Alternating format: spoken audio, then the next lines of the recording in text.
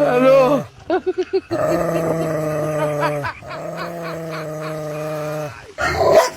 ये सब क्या देखना पड़ रहा है?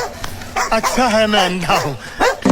এ বাড়া, আল্লাহ পাক মনে হয় চোখে দেখতে পায়নি, মানুষ বানায় জি বানাইস কুকুর।